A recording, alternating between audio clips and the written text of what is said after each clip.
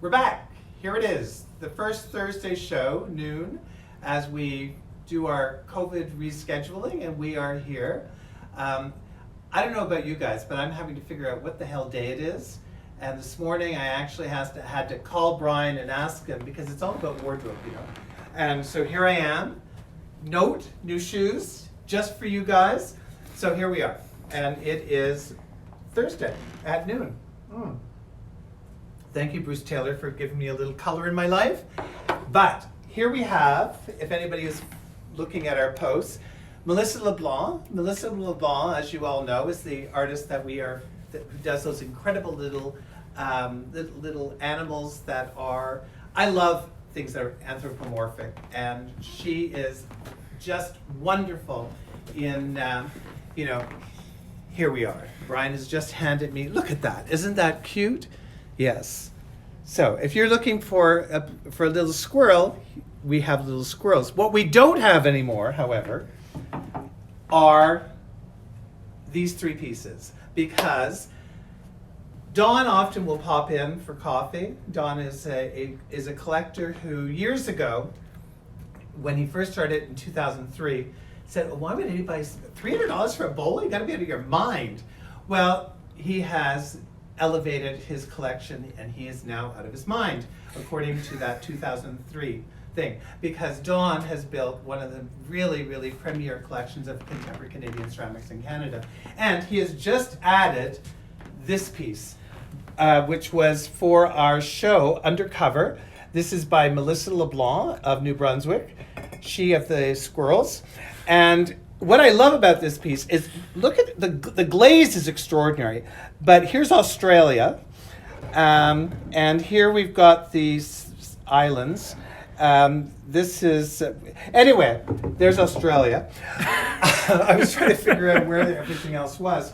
But it's a really wonderful piece. Now, how did that come about? Well, you may ask. Because Brian and I were having our morning coffee, and we were, I don't know how it came about, actually, but I've been tripping over these pieces, not tripping over in a bad way, but these chino glaze pieces, also by Melissa Blanc, her teacher, Judy Blake, who gets we're always talking about Judy, but she really is rather special. So according to Melissa, who now knows that these pieces are going,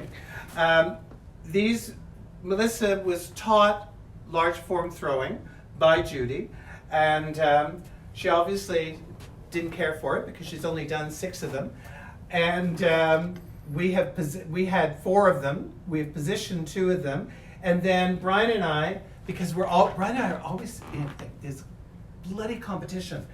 So I decided today that it was time to, not only do we really appreciate everybody being so supportive of us. That's absolutely awesome. But also, we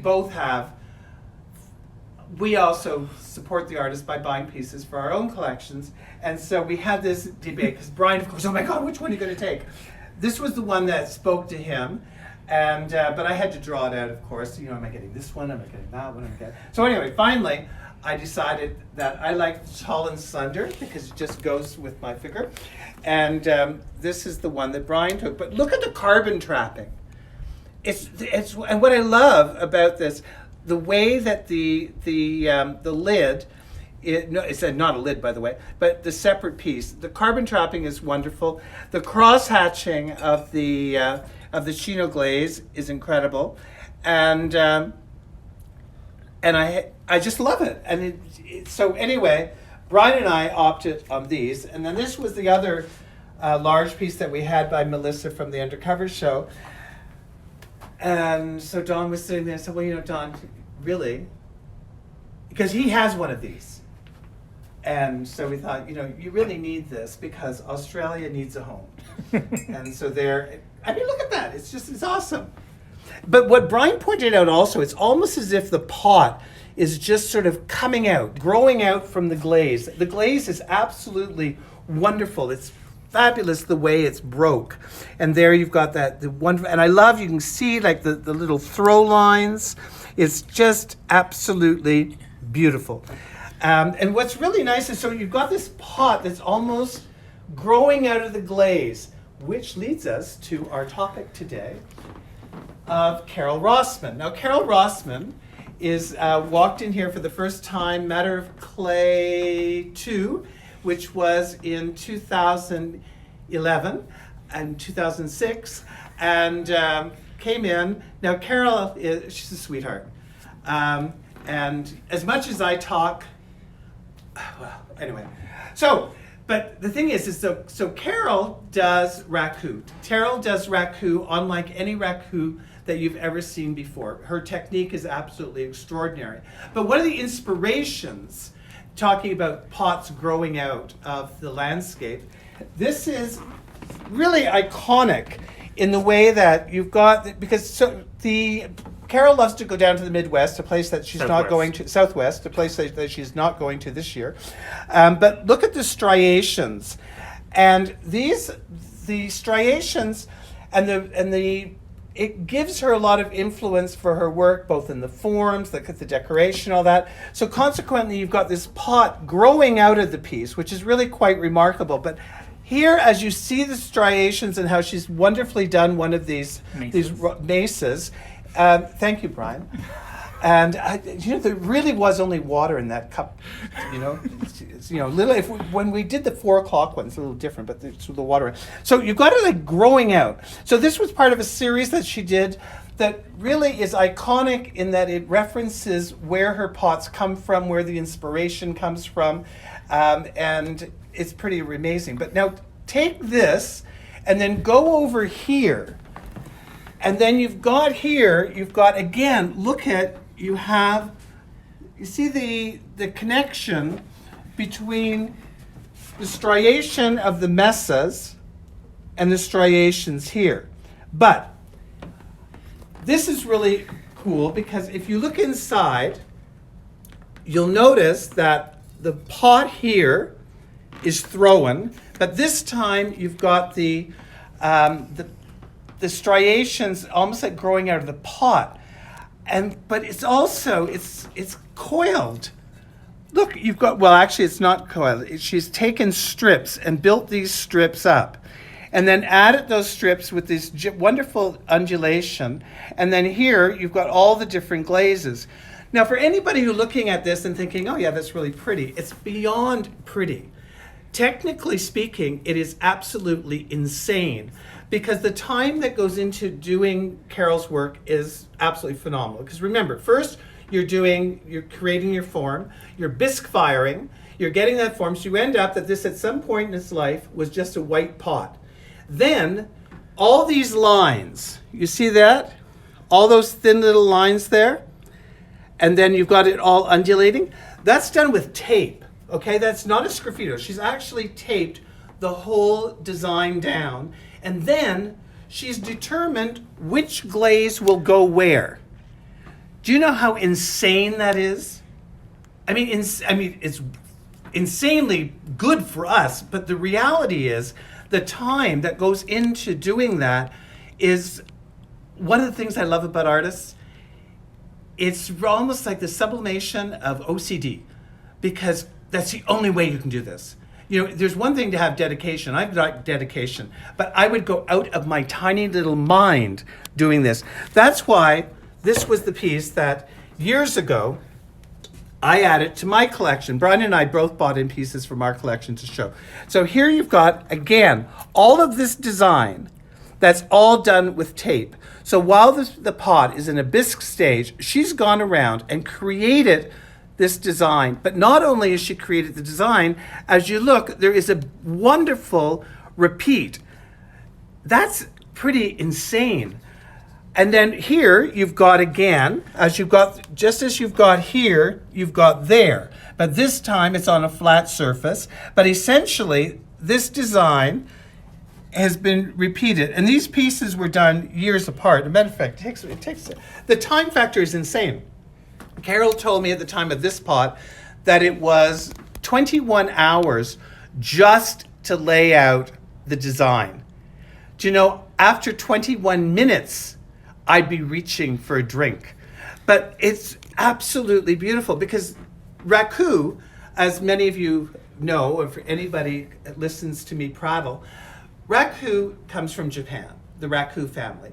the idea of smoked raku is an accident from when Soldner, who in showing his students how to do raku, took it out of the pot, it rolled into some combustibles, they went, and then it ended up absorbing the smoke. So smoked raku is very much North American, and smoked raku is also relatively new. By relatively new, it only dates back really to the 70s. Walter Dexter did incredible rakus, Soldner, all of these people. But just like when any technique becomes popular, you have a lot of hobbyists think, oh my God, this is so exciting. So they go and they'll spritz on some glaze, and then so you're down and you're picking out this gorgeous piece, and then 3 years later you've got a blob of clay, because they have it's one thing to like the idea of a technique, it's another idea. It's a totally different thing to do the technique correctly. So this pot, which is let me see, how long have I had this piece? It is. Carol, start dating your damn things, please. But anyway. 2007, 8? I think it was something like that. It was quite a while ago. And there is no fading. And I probably have photographs of this pot. Well, I know Carol does because she documents everything. But it's incredible what she's done. Now here, both Brian and I like to get pieces that were quite rare. So here you've got this. Do you remember what the name of the town was? No. This is actually sorry, Carol. Sorry, yeah, Carol. We're going to get a phone call in about 20 minutes.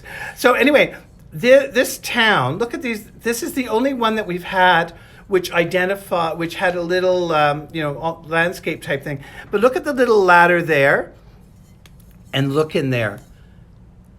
Absolutely incredible.